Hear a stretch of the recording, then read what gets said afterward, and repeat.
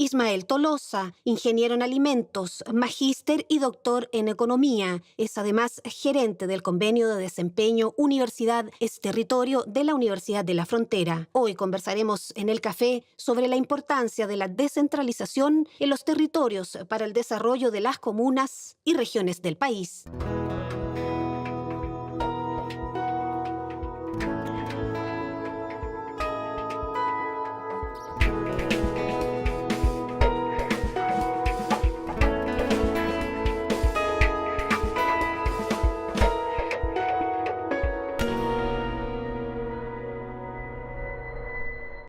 ¿Cómo están, amigas, amigos? Bienvenidos a esta nueva edición del Café. Patricio, ¿cómo estás? ¿Qué tal, Miriam? Muy bien. ¿Y estamos con Ismael? Bueno, ya vieron la presentación del programa. Doctor Ismael Tolosa, gerente del convenio de desempeño Únete, además académico de acá en la Universidad de la Frontera, investigador, y también tiene una trayectoria en el servicio público importante. Con él vamos a conversar sobre varias cosas. Un tema bien interesante que tiene relación con la descentralización, que es un tema que estuvo y ha estado en los últimos 3 años bastante vigente, digamos, en la opinión pública, a diferencia de años anteriores donde pasaba a ser como a último plano un tipo de conversación de este tipo. Sin embargo, hoy tenemos instrumentos también que apuntan a esta temática y precisamente que es planificación territorial prospectiva, que es bien técnico, pero lo vamos a traducir, lo vamos a explicar, digamos, con Ismael. Para eso lo invitamos, para hablar de descentralización, para hablar cómo podemos hacer que la universidad, los gobiernos expandan sus beneficios, digamos, a todos los territorios, especialmente acá en la región de la Araucanía, donde Temuco concentra, digamos, todos los poderes del Estado, económico, las universidades, y por eso la UFRO también ha hecho un esfuerzo especial al generar Universidad es Territorio, Únete, el convenio de desempeño que apoya principalmente a las comunas de Angol, Carahue y también Nueva Imperial. Bienvenido, Ismael. Bienvenido, Ismael. Muchas gracias. Cuéntanos un poquito sobre planificación territorial prospectiva. Bien breve y tratar de explicarlo porque es muy técnico este libro, pero sin embargo tiene una importancia bastante significativa para la administración de los gobiernos locales, de las municipalidades. Yo creo que la planificación territorial prospectiva es una herramienta que está en el marco de una reflexión estratégica y en el marco de una reflexión mucho mayor, y que dice relación precisamente con lo que tú, Miriam, señalabas recién, que es cómo somos capaces de instalar temas que puedan profundizar en las discusiones respecto de descentralización en Chile. Y esto está radicado fundamentalmente porque la realidad del país no es similar en todo el territorio nacional. Y por tanto se requiere también de esfuerzos de políticas públicas, de iniciativas que sean distintas y que respondan a lo que son las particularidades que tiene cada territorio en Chile. Entonces, en un país que es el más centralizado de Latinoamérica, que es el único país que todavía tiene a sus autoridades subnacionales designadas por el presidente de la República, en un país donde los procesos de descentralización no han sido no han avanzado con la dinámica que el país lo requiere. Entonces, es interesante decir que cuando un país quiere desarrollarse, lo que tiene que hacer es poner en valor todo el potencial que tiene disponible. Y el potencial que tiene disponible no solamente se concentra en un espacio territorial, que en este caso sería la capital del país o la capital de una región, sino que se encuentra diseminada en todo el territorio. Y para eso, para poder poner en valor este espacio territorial respecto del cual se desarrolla el país, entonces se requiere por un lado de una mirada estratégica y de políticas públicas nacionales que nosotros la traducimos en que Chile requiere de una política de cohesión social y territorial y requiere de instrumentos que sean capaces de poder operativizar estas ideas de políticas diferenciadas para territorios diferenciados, para necesidades que son distintas. Las necesidades que tienen las comunidades pehuenches en la región de la Araucanía son distintas a las que tienen las comunidades lafkenche. Las realidades que hay en el norte de la región respecto de la del sur también son disímiles. Por tanto, políticas uniformes no nos permiten abordar realidades que son diferentes. Y en ese contexto, la planificación territorial entrega una herramienta que te permite abordar las distintas particularidades que tienen los espacios territoriales de manera tal de poner una visión de largo plazo y una herramienta que te permita abordar lo que son las oportunidades y las brechas que se requieren enfrentar para poner en valor esas oportunidades. De eso se trata, para tratar de explicarlo, yo no sé si en fácil o en simple, lo que es la planificación territorial. Es una herramienta que trata de establecer una especie de marco orientador, de carta de navegación en los espacios territoriales para efectos de poner en valor sus potencialidades y para abordar sus complejidades. Y más adelante que vayamos como a los temas más profundos de lo que es la descentralización, te quiero preguntar a propósito de que tú también has hablado sobre este tema en distintas municipalidades, incluso en otros países has sido invitado en otras universidades. Las personas que trabajan en los municipios puntualmente están preparadas para descentralizarse un poco, ¿no? También culturalmente siempre quieren o están dependiendo de indistintamente que en lo administrativo estén obligados a hacerlo, pero ¿tiene la iniciativa para también querer autoadministrarse? Hay un elemento que es fundamental si uno que pretende avanzar con mucho más fuerza en temas de descentralización, y es precisamente el capital humano. Uno puede tener la mejor intención o el tomador de decisión máximo del país, el presidente o la presidenta, puede tener la mejor intención respecto de centralizar funciones, dotar de mucho más atribuciones, dotar inclusive de mucho más recursos. Pero si en paralelo uno no fortalece de la misma manera el capital humano, la descentralización empieza a cojear. Es decir, cómo fortaleces el segmento que significa personas que se hagan cargo de los desafíos de la descentralización. Entonces, en ese contexto, dos reflexiones. La primera, desde el punto de vista local, estamos frente a un segmento de funcionarios públicos que tiene también condiciones que son disímiles al resto de los funcionarios del país. Si lo primero que hay que hacer es intentar corregir ese tema. Me explico. La escala, por ejemplo, la escala de remuneraciones que tienen los funcionarios del municipio no es la misma que tiene la escala de remuneración que tiene el resto de los servicios. O sea, hasta hace muy poco tiempo ni siquiera había reconocimiento de asignación profesional en los escalafones de los municipios. Entonces, estamos hablando de un segmento que tiene una responsabilidad muy grande en los procesos de desarrollo porque es la institucionalidad más cercana. Imagínate en un proceso de descentralización donde además tiene mucho más atribuciones y por tanto va a tener mucho más responsabilidad respecto de ese tema. Entonces es absolutamente importante el que en paralelo se desarrolle un plan de fortalecimiento del capital humano a nivel municipal, de manera tal de hacerse cargo de estas complejidades. Lo mismo pasa también a nivel regional, y yo tengo la impresión de que en la medida que exista un esfuerzo paralelo de fortalecimiento del capital humano a nivel municipal o a nivel de las regiones en su conjunto, yo creo que estamos en mejores condiciones para poder abordar lo que nosotros denominamos las complejidades del desarrollo, las complejidades de la descentralización. Pero eso es una decisión que tiene que tomarse, digamos, en paralelo a las decisiones de ir profundizando los temas de descentralización. Ismael, tú hablabas de que la perspectiva tiene que ver con orientación, nos decía, con una carta de navegación. La perspectiva es prospectar, es mirar al futuro, es reducir la incertidumbre.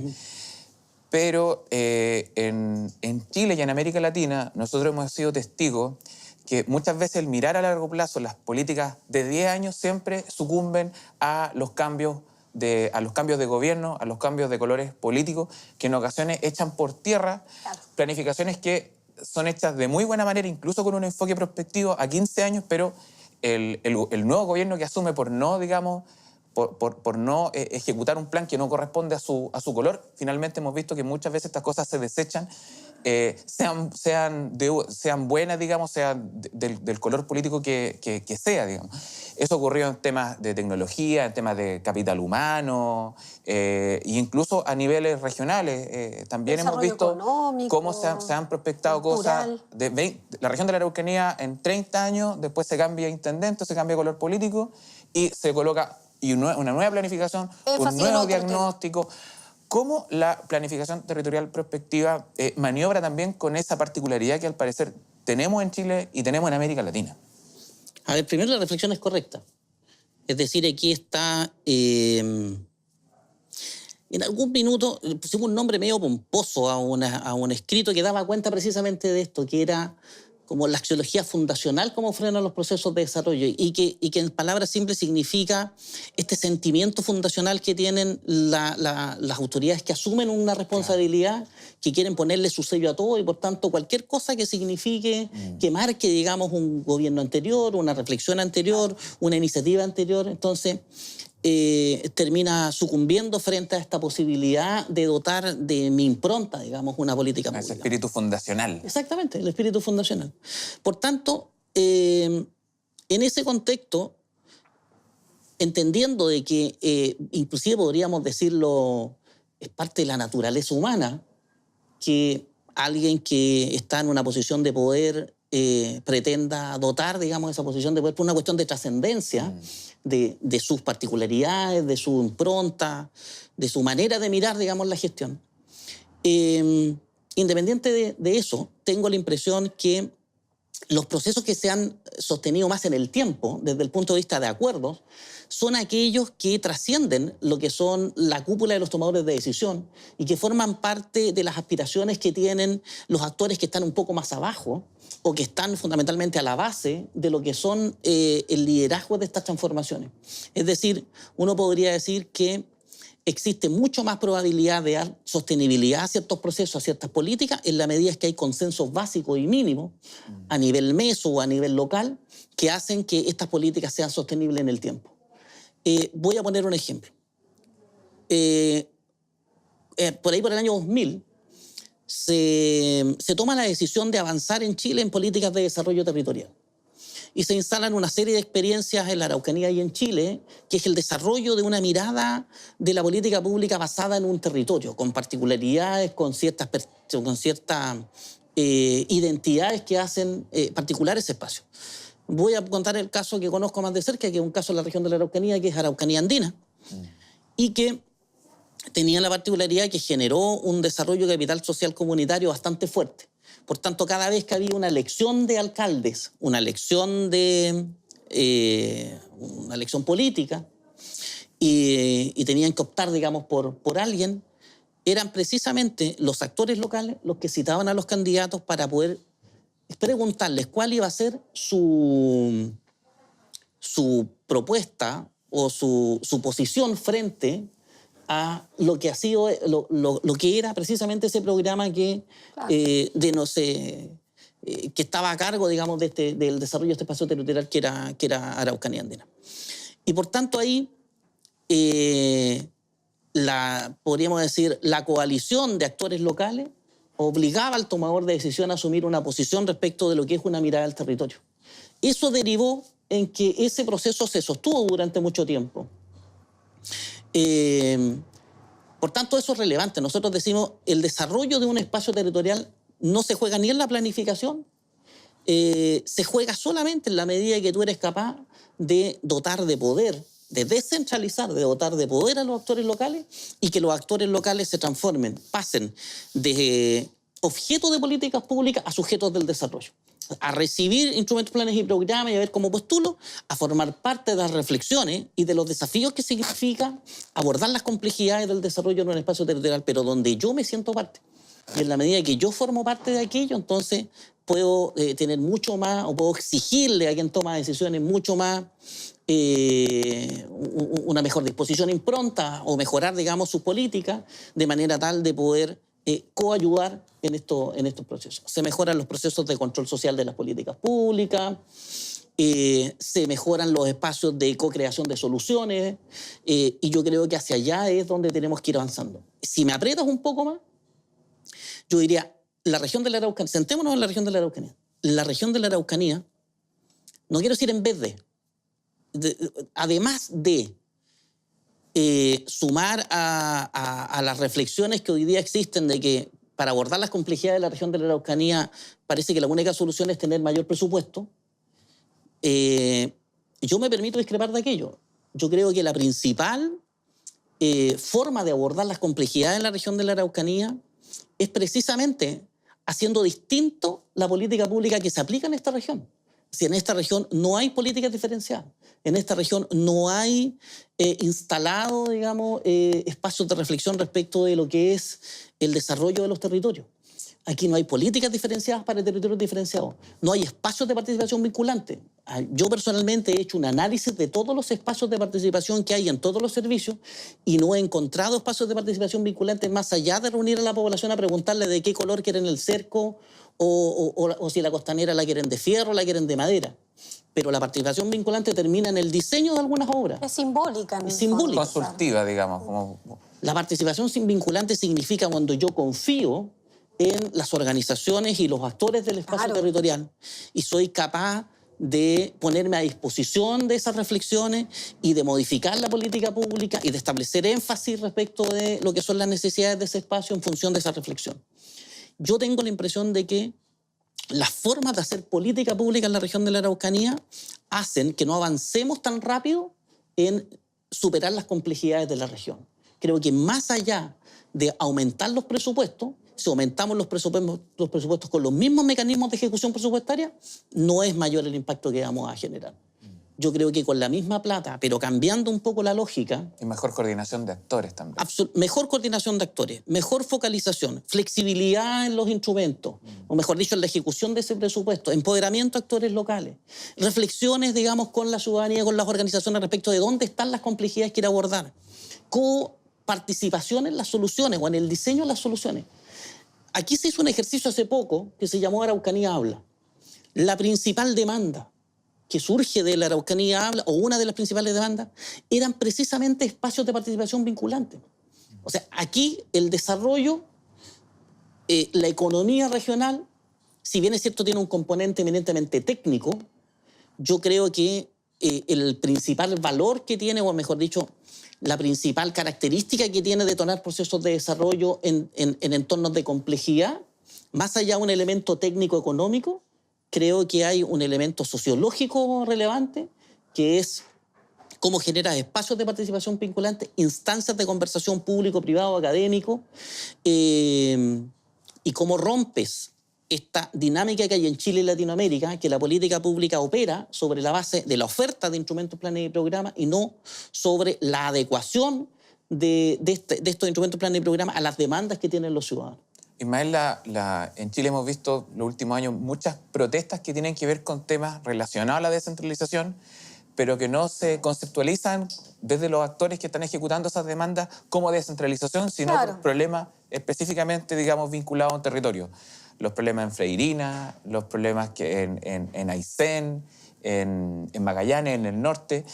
Pero todo eso tiene que ver finalmente con aspectos vinculados a la descentralización y a la falta de toma de decisiones de instancias de nivel local.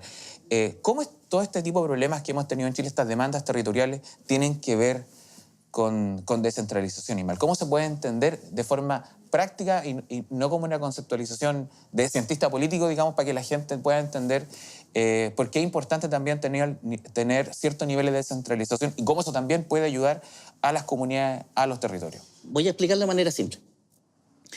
Chile en los últimos 25 años ha tenido resultados exitosos en una serie de datos de desafíos vinculados fundamentalmente a la macroeconomía. Es decir, Chile tiene hoy día relaciones comerciales con las economías que producen el 87% del Producto Interno Bruto del mundo.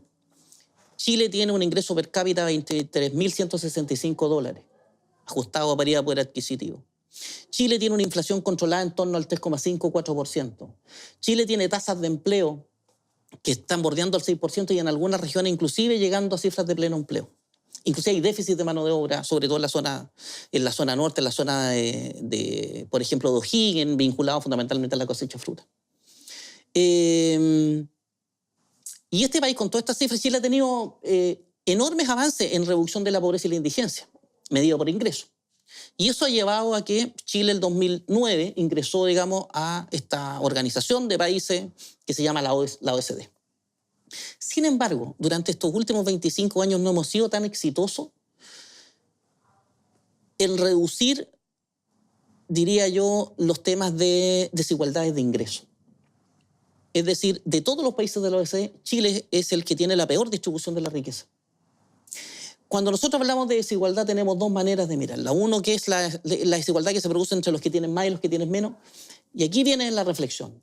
Pero hay una dimensión de la desigualdad que es quizás más terrible todavía, que es la desigualdad territorial, que es la desigualdad que se produce por nacer o por vivir en un espacio del territorio.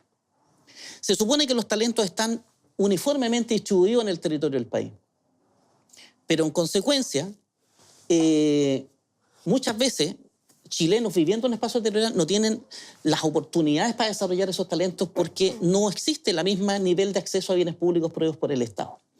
La manera de abordar esa desigualdad territorial, una de las maneras de abordarlo es precisamente profundizando los temas de descentralización. En Europa, teniendo esta misma realidad, cuando se crea la Unión Europea, es decir, países que eran muy ricos y otros países que estaban en condición no tan rica, podríamos decir, se genera a partir de lo que ellos denominan una política de cohesión social y territorial, y que son políticas diferenciadas para territorios diferenciados con indicadores súper claros respecto de cuándo se tenía éxito o hasta cuándo se acompañaban estos procesos. En Chile todavía nos falta avanzar ese ya. Yo creo que la descentralización es una herramienta para hacerse cargo de las desigualdades territoriales en Chile. No es lo mismo nacer en un territorio rural de la región de la Araucanía, del Biobío, que en Ñuñoa, digamos. Claro, y eso no tiene que ver solamente con las características intrínsecas, biológicas que tenga el individuo, sino también el contexto que facilita el despliegue de esos talentos. Claramente. Sí. Chile no es un país de mérito, precisamente, bien... Y me recordé por los datos que tú decías de cómo Chile ha conquistado ciertos indicadores macroeconómicos, ese dicho de, creo que es de Nicanor Parra, usted se come 2 panes, yo ninguno, consumo per cápita 1 pan por persona. Claro. Y eso, el engaño de los promedios. Claro, y eso, llevemos los datos exactos. De los $23.165 de ingreso per cápita en Chile, la región de Antofagasta tiene un ingreso per cápita de $45.000 y la región de la Araucanía de $6.000. Esa es la variabilidad que hay en Chile. Ismael, te voy a llevar al tema del año, que fue la discusión sobre la elección del intendente. ¿Va a ayudar en algo la elección del intendente a propósito de toda esta desigualdad de la que estamos hablando? Claro. Yo creo que sí. Yo creo que va a ayudar en algo y quiero hacerme cargo un poco de las críticas que han habido al proyecto. Fundamentalmente yo he leído que cómo es posible que vamos a elegir un intendente que no tiene atribuciones, que es un intendente que no va a tener presupuesto. Primero, el intendente va a manejar el FNDR, que si bien es cierto no es lo que uno quisiera, pero corresponde... Pero al día de hoy también lo manejan, ¿no? Exactamente. ¿Cuál es la diferencia? La diferencia es que hoy día lo maneja un personaje que tiene varios sombreros. En este momento tiene 2 sombreros. Uno que es el representante del Ejecutivo en la región y otro es el Ejecutivo del CORE, es decir, del gobierno regional. ¿Ya? Hoy día la figura del intendente tiene esos 2 sombreros, estas 2 funciones. Lo que hace el proyecto de ley es separar estas 2 funciones. Es decir, las funciones de representante del presidente de la República y vinculadas al Ministerio del Interior van a estar separadas. Y este gobernador regional electo va a tener las atribuciones que tiene hoy día el Ejecutivo del gobierno regional. Es decir, que lidera el gobierno regional y fundamentalmente la ejecución del FNDR. Oye, solo para saber por qué la figura es nombrada como gobernador regional electo, cuando popularmente se habla de intendente. Sí, porque... ¿Para qué le cambian el nombre? ¿A qué se debe? ¿Por qué no intendente nomás? Se debe fundamentalmente por un tema semántico, por tratar de homologarnos fundamentalmente a lo que es el resto del contexto latinoamericano. O sea, si tú vas al otro lado de la frontera, nomás en Argentina, los intendentes son los alcaldes. Claro. En toda Latinoamérica existen, yo diría, 2 conceptos que se repiten cuando estamos hablando de esta autoridad a nivel meso, subnacional. Son los prefectos y son los gobernadores. Mucho más los gobernadores que los prefectos. Y por tanto, yo tengo la impresión de que además le da el concepto en sí es bastante más atingente a las atribuciones que se le piden a este personaje, que es gobernar un espacio territorial determinado. Las críticas que han surgido es por qué vamos a elegir, no lo elijamos todavía, un gobernador que no tiene atribución. Si uno hace el análisis de la experiencia de lo que ha pasado en otros países, es súper complejo llegar en paralelo con descentralización política, elección directa, descentralización administrativa, que es de atribuciones, y descentralización fiscal, que son recursos económicos. O sea, en el fondo, el liderazgo del primer intendente o gobernador electo va a ser precisamente instalar la necesidad de descentralizar la parte de la administración en sí. Sí. Insisto, son muy pocas partes en el mundo, por decir ninguna, en las cuales se ha llegado en simultáneo con estas tres medidas, digamos, para poder elegir al intendente. Voy a poner el caso ecuatoriano. En el caso ecuatoriano, los prefectos son electos hace 20, 25 años atrás. Pero lo primero que hicieron los prefectos electos sin atribuciones o con pocas atribuciones, con pocos recursos, fue organizarse. Y se creó el Consorcio de Gobiernos Provinciales del Ecuador, el CONGOPE, que es un poder político enorme de negociación con el Ejecutivo. Fue precisamente este poder de negociación el que lleva al Ejecutivo en la modificación de la Constitución del 2008, la Constitución de Montecristi en el Ecuador. Lo obliga de alguna forma a ceder, ¿o no? A que en la propia Constitución se consagrara la transferencia de competencias y de recursos hacia los prefectos, en este caso, que se llaman la autoridad subnacional. Por tanto, si hay algo respecto del cual uno podría decir que tiene que pasar en Chile, es que la primera misión que deben tener estos gobernadores electos es poder consorciarse de manera tal de poder generar un poder político que te permita avanzar de mejor manera en los temas de transferencia de competencia y transferencia de recursos. No obstante eso, el proyecto de ley actual condicionó parte de la elección a que pudiésemos avanzar de mejor manera en el otro proyecto de ley que está tramitándose hoy día, que es el de transferencia de competencia. Y por tanto vamos a llegar a un intendente o a un gobernador electo con algunas competencias ya transferidas. Y además que es una primera conquista, digamos. No hay que verlo como el fin de un proceso. No. A mí eso es lo que me extrañaba de la discusión, digamos, que pareciera notar que existía una idea de que esto llegara finalmente a la elección del intendente y de aquí no hay más, digamos. También hay otros proyectos que tienen que ver con la transferencia de recursos de manera gradual, digamos, que permita también a las regiones ajustarse a este nuevo modelo de mayor descentralización. Yo creo que eso es así. Si a mí me preguntan mi opinión personal, yo creo que los argumentos han estado más para justificar un sentimiento de no elección, claro, que de argumentos así súper concretos y serios para poder argumentar de que un intendente no podría hacer sus funciones. Pero es válida sí que exista esa crítica al proyecto, porque es precisamente lo que se necesita para en el futuro poder tenerlo, en el fondo, ¿no? Instalar el tema de las atribuciones como algo importante y no solamente porque hoy día se ve que solamente la consulta ya se cree que es vinculante, pero estamos precisamente diciendo que no es toda la participación que se espera para que exista, digamos, descentralización, sino que también que se puedan tomar decisiones en los territorios. Y en ese sentido, la discusión y la crítica también va a tener un fruto que en el fondo es que se va a trabajar en el futuro la atribución para este personaje que va a venir, digamos, a gobernar. Y fíjate que pongámonos en el caso de un gobernador electo en la región de la Araucanía. Un gobernador electo que va a tener aproximadamente 100.000 millones de pesos, o sea, ni siquiera eso. Yo me olvidaría del FNR. El FNR está gastado al menos 2 veces, digamos, está comprometido. Siempre está comprometido. Siempre está comprometido. No es mucho lo que pueda hacer con eso. Pero ya, con esa realidad, ¿cuáles son las cosas que tú debieses impulsar en la región de la Araucanía? Primero, cambiar la manera de hacer política, es lo que yo le digo. Es impulsar espacios de participación vinculante primero. Es decir, yo, gobernador electo, voy a escuchar lo que quieren los territorios, lo que hacen los territorios, y de verdad me voy a comprometer a poder orientar en parte mis atribuciones, lo poco que tengo, en poder cambiar la manera de poder ver el tema.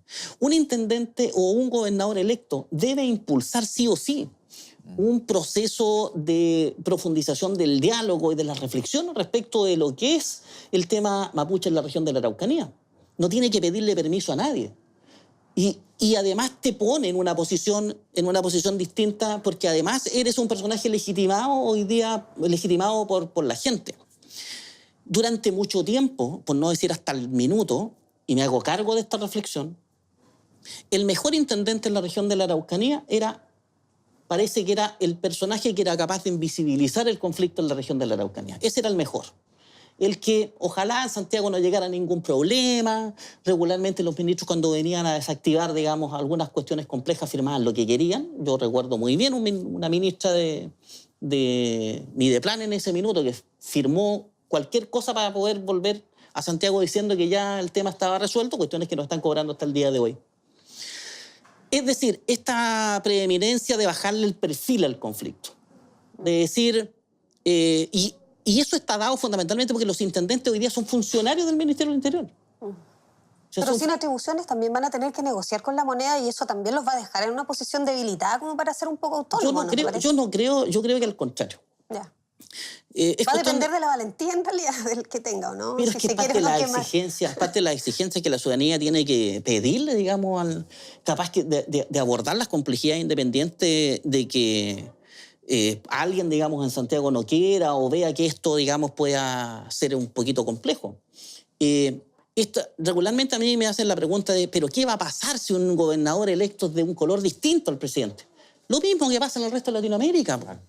Si no se han caído los países por eso. Al contrario, tendrá que tener un mayor nivel de negociación aquel personaje que tiene que estar de un color político distinto a lo que es el presidente y por tanto, bueno, se entrará, digamos, a negociar y conversar y habrán ciertas cosas o ciertas partidas presupuestarias que son atribuciones directas del personaje que esté ejerciendo el poder independiente del color político que sea. Por tanto, yo creo que además esto nos va a obligar a un mayor nivel de diálogo, a un mayor nivel de negociación entre las regiones y el poder central, de manera tal, diría yo, de ajustar de mejor manera lo que son las reivindicaciones regionales a la respuesta por parte del Poder Ejecutivo y además que en el contexto de un Estado unitario, tampoco era un arranque federalista o independentista o separatista, digamos. Era básicamente tener una mayor concentración de decisiones a nivel local para resolver mejor los problemas que nosotros tenemos, digamos. No era un... ¿Ya estamos cerrando? Sí, se nos está acabando el tiempo. Pero no te quiero interrumpir. No, básicamente una de las cosas que yo no sé, Ismael, ¿qué te parece? Percibía un cierto miedo profundo a ceder el poder, incluso enarbolando justificaciones que no venían al caso, como era este peligro por el federalismo, Claro, bueno, con el tema indígena también ha pasado lo mismo, una nación dentro de otra. Claro, que seguramente que no tendríamos las competencias suficientes para hacerlo. Sí, claro. Cuando acá la propuesta seguía estando más bien en un Estado unitario, digamos, con mayores atribuciones al gobierno regional, a los niveles locales, digamos, que se empezó a confundir, yo creo, a torpedear la discusión, justamente con el propósito de no ceder el poder. Chile va a tener una realidad similar a países como Colombia, como Ecuador, como Perú, como Bolivia, y son estados unitarios, digamos. Claro. O sea, nadie ha planteado una cosa distinta. Pero además esto te permite... Yo espero que sea una oportunidad para una relación distinta entre el Estado y los pueblos originarios. Sí, totalmente. Yo he conocido experiencias de otros países latinoamericanos con alta presencia indígena, donde el reconocimiento de nacionalidades es un tema que yo creo que Chile tiene que ir masticando y tiene que ir abordando. Lo que pasa es que hay mucha ignorancia detrás de esto. Cada vez que tú hablas sobre reconocimiento de nacionalidades, salta un grupo de gente a decir, bueno, esto es una nación respecto de otra. No, el caso de Ecuador, claro. Vuelvo al caso de Ecuador. En el caso de Ecuador claro. Se compatibiliza perfectamente. Cuando yo le preguntaba a las comunidades quechua qué ha significado el reconocimiento de nacionalidades para ustedes, la principal respuesta es que ha significado una revalorización cultural, un reconocimiento cultural por parte del Estado. Hoy día yo puedo contar con mi manta roja, digamos, de mi sombrero, cualquier entidad pública y no soy discriminado.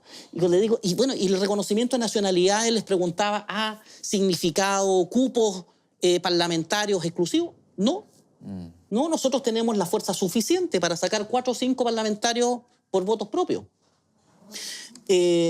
Es decir, aquí hay harto que mirar en Latinoamérica respecto de abordar esta materia.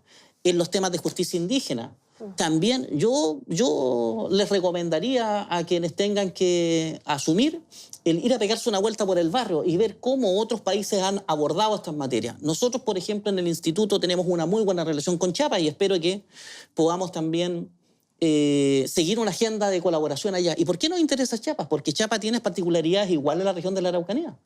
Es decir, tiene inclusive una geografía más o menos igual, tiene alta presencia indígena. Nos interesa conocer cómo es esa relación que hay entre el gobierno de Chiapas, el gobierno del Estado de Chiapas y sus comunidades indígenas. Yo creo que también ahí hay mucho que avanzar todavía en esta materia. Es decir, estamos recién empezando una carrera de transformaciones que yo espero que lleve a la región de la Araucanía a salir del rezago y que lleve a la región de la Araucanía a apostar o a hacer desarrollo sobre la base de su potencialidad y no sobre la base de sus carencias. Gracias, Ismael. Nos vamos y tenemos regalos para nuestro invitado.